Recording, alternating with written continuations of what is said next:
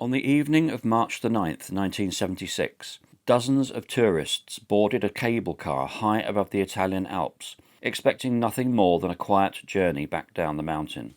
Children laughed with their friends as skiers brushed snow from their jackets and stamped ice from their boots.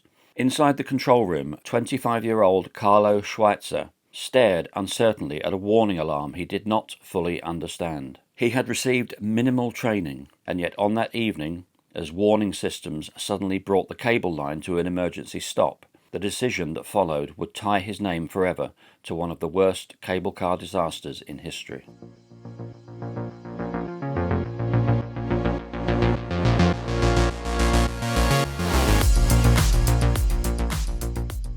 By the mid-1970s, the town of Cavalese had become one of northern Italy's busiest ski destinations. Sitting beneath the towering Dolomites in the Val di Fiemme, the town depended heavily on the winter tourist season. Every year, thousands of visitors arrived to ski the slopes of Mount Cermis, filling the hotels, restaurants, and narrow frozen streets below. High above the valley, cable cars carried passengers constantly between the mountain and the town. For most people, they were simply part of everyday life, quiet, reliable, and trusted without a second thought. And on March the 9th, 1976, Carlo Schweitzer trusted them too. The cable car system connecting the town to Mount Cermis had become an integral part of the trust people came to expect. Built during the tourism boom of the 1960s, the line carried passengers high above the valley in panoramic gondolas that drifted almost silently through the alpine air. Families trusted them with their children. Workers trusted them with their livelihoods. Skiers boarded them every day without a second thought. Very few people ever looked up at the cables overhead, and fewer still understood how much pressure the entire system had begun operating under. By the mid-1970s, Mount Cermis was struggling with its own success. Long queues frustrated tourists and slowed the flow of passengers between the slopes and the town below. So over time, small changes had been introduced to increase efficiency. The gondolas were allowed to travel faster than originally intended, especially while passing over support pylons where the system would normally slow to reduce strain on the cables. Investigators would later discover that the manufacturer's operating system had been deliberately altered in order to shorten the journey time from roughly 6.5 minutes to closer to 5.5. It did not sound like much, but on a mountain carrying thousands of passengers each day, every minute mattered.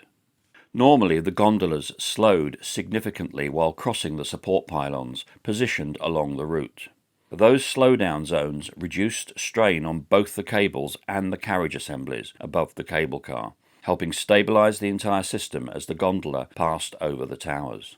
Skiers who used the line during the days leading up to the disaster later described gondolas racing over the towers at alarming speeds of more than 10 meters per second.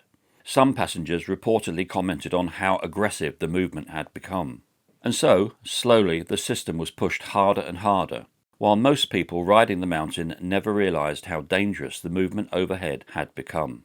The increased speed caused the moving haul cable to swing far more violently than the designers intended, and increasingly the moving cable began striking against the stationary support cable that carried the weight of the gondolas above the valley. Whenever that happened, the safety systems immediately shut the line down.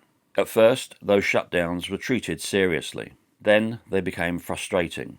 Eventually, they became routine. Operators began overriding the emergency stop system so often that investigators later found the override key itself worn down from repeated use. The alarms still sounded, the line still stopped, but over time the workers on Mount Cermis stopped seeing those warnings as signs of danger. They became inconveniences, and that was the world Carlo Schweitzer stepped into. He had arrived on the mountain expecting temporary seasonal work, nothing more. Like many young workers in the region, he simply needed employment during the busy winter period. But behind the scenes, cost-cutting had already become embedded within the cableway company itself. Fully trained, licensed operators were expensive, and so less experienced seasonal workers increasingly found themselves carrying responsibilities they were never truly prepared for. Carlo had worked there only a matter of weeks, and nobody had properly explained to him the true significance of the alarms, because many of the experienced workers around him had already stopped respecting them themselves. Later, investigators would discover that he could not even pass the examination required for fully qualified operators yet. Despite that, dozens of lives rested in his hands anyway. By late afternoon on March the 9th, the mountain was busy with skiers making their final descents before nightfall. Long queues formed once again at the summit station as tired tourists waited to return to Cavalese below. Operators hurried passengers aboard as quickly as possible, while gondolas continued their steady journeys above the snow-covered slopes. Among the waiting passengers was 14-year-old Alessandra Piovesana. She had travelled to Mount Cermis as part of a school skiing trip alongside her friends Francesca and Giovanni. Like many of the passengers that evening, she was exhausted from a long day on the slopes, but still caught up in the atmosphere around her. Children laughed inside the station, while ski equipment scraped against floors and cold mountain air rushed through the platforms each time the doors opened. Shortly after 5:15 p.m, one descending car arrived and passengers crowded aboard. There were too many of them. Officially, there were only intended to be 40 passengers, and yet 43 people climbed inside. It was not entirely unusual during busy periods. Workers had become accustomed to stretching limits in order to move queues faster, and because several of the passengers were children, the overcrowding likely did not feel especially dangerous to the operators managing the station. And then the doors closed. As the gondola drifted silently away from the platform, few people inside paid much attention to the cables overhead or the machinery pulling them down the mountain. Most simply watched the vast alpine landscape unfold beneath them, while the lights of Cavalese slowly appeared in the valley below. Then, suddenly, the gondola lurched violently and stopped. Without warning, the system shut itself down, leaving Carlo Schweitzer staring uncertainly at the illuminated alarms and the silent controls before him. He had never encountered this exact situation before. His training had been limited, his experience minimal, and now dozens of passengers hung suspended across the mountain, waiting for him to respond correctly. Somewhere along the line, the moving haul cable had crossed over the stationary support cable, triggering the automatic shutdown system exactly as it had been designed to do. The safety system had worked perfectly. For a brief moment, disaster had actually been prevented. Passengers now hung suspended across the mountain, waiting for him to make the correct decision. But Carlo lacked the training and experience to fully understand the seriousness of what the shutdown meant. Instead, like many inexperienced workers facing uncertainty, he reached for guidance from someone else. He picked up the telephone and called another employee, Aldo Gianmoena. The response he received reflected the culture that had quietly developed around Mount Cermis over the years. Restart the system. That simple instruction would seal the fate of nearly everyone inside the descending cable car. Inside the car, passengers initially reacted calmly to the sudden stop. Alessandra would later remember people laughing as it rocked gently in the wind. Someone joked about the swaying, while others looked out through the panoramic windows at the snowy slopes beneath them. For many aboard, the interruption barely seemed worth worrying about. Then the machinery powered back into life. High above the passengers' heads, the moving haul cable began grinding violently against the stationary support line. These two cables were never supposed to touch. One cable remained fixed in place, supporting the enormous weight of the gondolas above the valley, while the other moved continuously through the system, pulling the gondola forward. Under normal conditions, they operated together in careful balance. Now that balance had collapsed. The increased speed of the system, combined with the overloaded car, caused immense pressure and movement within the cables as the moving line tore against the stationary support rope with catastrophic force. The effect was less like transport machinery and more like a giant industrial saw. Farther along the line, another cable car operator named Giorgio Di Matteo was travelling uphill alone inside a separate gondola when he noticed something deeply wrong. Sparks. Ahead of him, the crowded descending car continued moving towards the valley, while above it, the moving haul cable ripped against the stationary support line, throwing blinding sparks across the mountain. Inside his gondola, Giorgio rushed towards the emergency telephone mounted against the wall. He grabbed the receiver and tried to call. Nothing. The line was dead. And so, suspended helplessly above the valley, Giorgio could do nothing except watch the overloaded gondola continue descending beneath the grinding cables. Because the safety system had been overridden, nothing stopped the machinery now.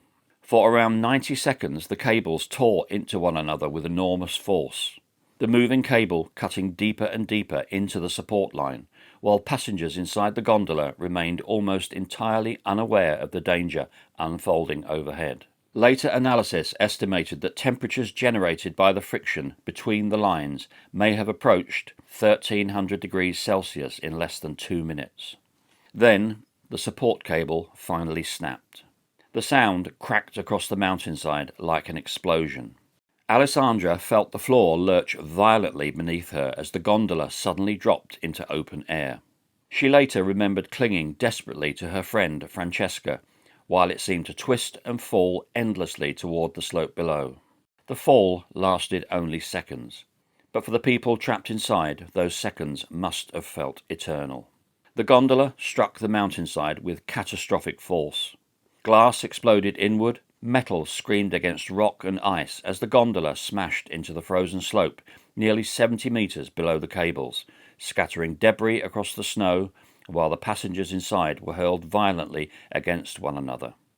Yet even after the impact, the terror still was not over. Because high above the crash site, the machinery inside the control system continued running. The emergency stop mechanism that should have frozen the entire line in place had already been overridden moments earlier. And so, while the shattered gondola lay crumpled against the mountainside, the haul cable kept moving forward, dragging the wreckage across the ground. The effect was horrifying. The massive steel carriage assembly above the cable car, weighing several tons, collapsed downwards through the roof as the wreckage scraped across snow and rock, crushing most of the passenger compartment beneath it. Inside the twisted remains of the gondola came screams, desperate cries for help, children calling for their parents, voices pleading to go home. And then gradually, one by one, those voices began to disappear. Farther up the mountain, the snapping cable whipped violently back towards the control room, where Carlo Schweitzer stood frozen in shock. The steel line smashed through windows with explosive force, showering the room in shattered glass and forcing him to dive beneath the controls for cover. Only then did the full reality begin reaching him. Somewhere below, a gondola had fallen over 70 metres. That's 230 feet. For a few moments, Carlo reportedly struggled even to process what had happened. He had restarted the system because he believed that was what experienced workers expected him to do. The alarms had activated countless times before. Other operators had overridden them before. The entire culture surrounding the cableway had taught him, directly or indirectly, that shutdowns were routine interruptions rather than warnings of catastrophic danger. But this time, the warning had been real, and now 43 people were lying somewhere on the mountainside below him.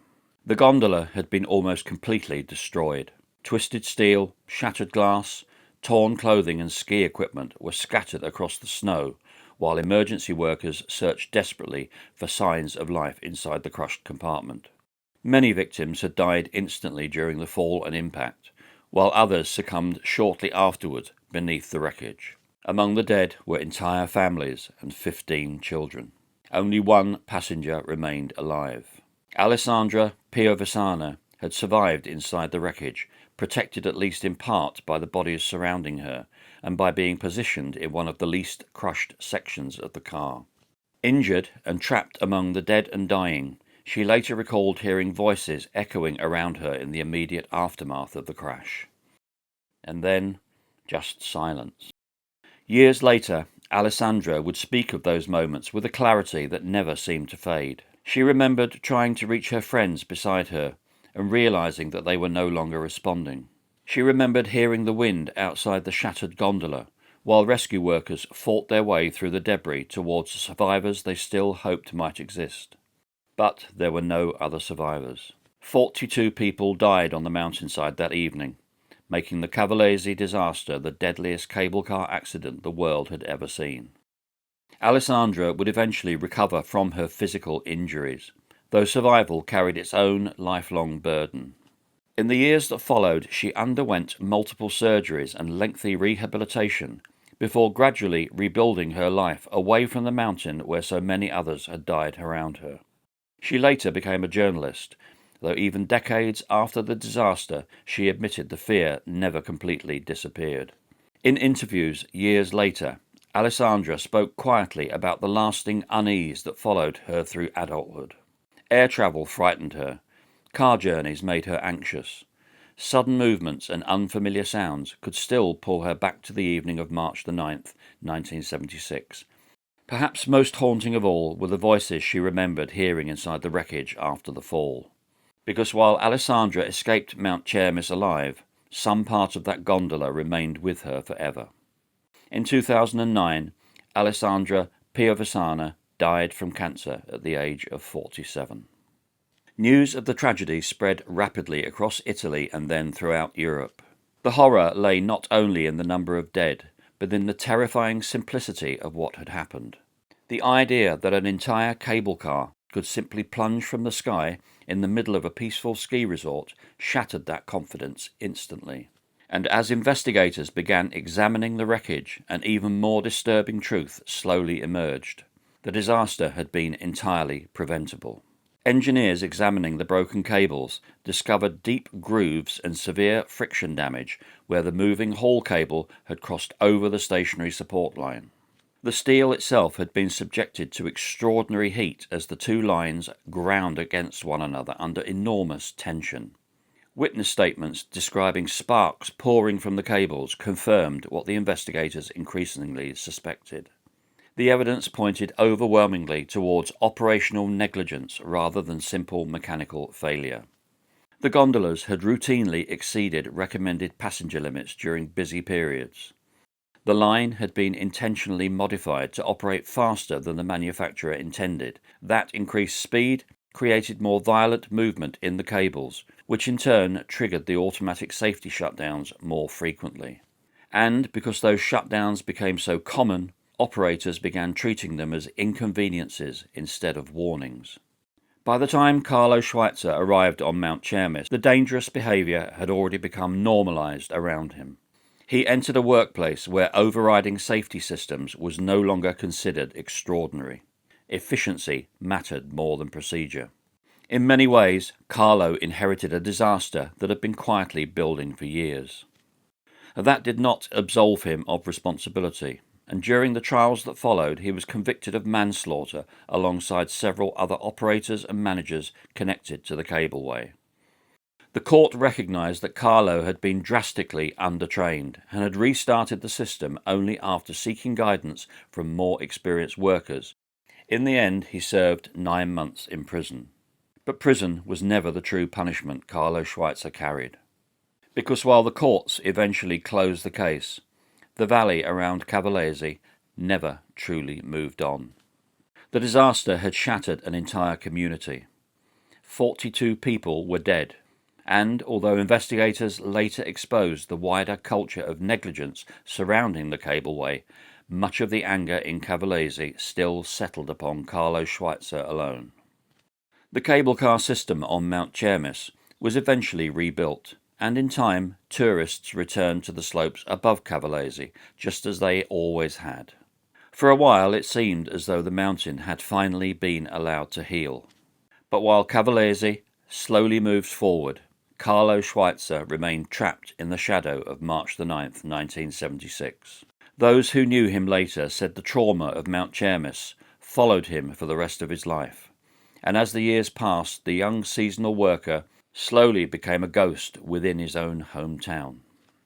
In the minds of many local residents, it became impossible to separate the tragedy from the image of one young operator turning the override key inside the control room moments before the gondola fell. And so, little by little, Carlo Schweitzer became an outcast in the very place where the disaster had happened. He never married. He lived alone for the rest of his life. Work became difficult to find because employers feared the public reaction to hiring him, while ordinary interactions in the valley reportedly became unbearable. Years later, Carlo himself would describe it as a silent sentence. Local journalists recalled how every single year, as the anniversary of March the 9th approached, Schweitzer would return once again to newspaper offices across the valley, unable to let the disaster rest. He compulsively revisited the events of that evening over and over again, forcing both himself and the reporters listening to relive the catastrophe in what seemed like a desperate attempt to somehow make peace with the guilt that he carried. But peace never came. And then in 1985, another terrible disaster struck when the Stava tailings dams collapsed, unleashing a catastrophic mudslide that killed 268 people. Although Carlo had no involvement whatsoever in the tragedy, those close to him later said the disaster reopened the psychological wounds of 1976 all over again. Italian journalist Gigi Moncalvo, who repeatedly interviewed Schweitzer in the decades after the crash, later recalled a man who seemed to deteriorate year after year beneath the weight of guilt and public hatred. Each time Moncalvo saw him, he said Carlo appeared thinner, paler and more broken than before, dressed in increasingly worn clothes as poverty and isolation consumed what remained of his life. And yet, even after all those years, the journalist admitted there was still something deeply unsettling about standing beside him. Because whenever he looked at Carlo Schweitzer's hands, he could not stop thinking about the single movement of one finger turning the override key, one ordinary action, one routine decision. And within minutes, 42 people lay dead beneath the snow-covered slopes of Mount Cermis. Then, in 1998, tragedy returned to Cavalese itself, when another cable car fell from the sky under circumstances nobody could possibly have imagined. Carlo Schweitzer died only months later. Local newspapers and Italian news agencies later attributed his death not simply to physical illness, but to decades of psychiatric torment, depression, and the immense psychological burden he had carried ever since the evening of March the 9th, 1976. More than 20 years had passed since he restarted the system on Mount Cermis, but those who knew him believed the disaster had followed him every single day of his remaining life. Carlo Schweitzer died a broken man, because perhaps for him the disaster at Cavalese never truly ended at all. I believe there are two aspects to this tragedy. Of course, there was the terrible, terrible loss of life in the gondola itself, and our condolences go out to the families of those who died. But I myself believe the operator Carlo was in some part a victim of circumstance. He was inexperienced, totally untrained, given bad advice by someone more experienced than him, and put in a position he should never have been in by an institutionally negligent company. While his fingers were on the switch, I think he paid a heavy price through subsequent isolation and heartbreak. I hope you appreciated the way the information was presented to you.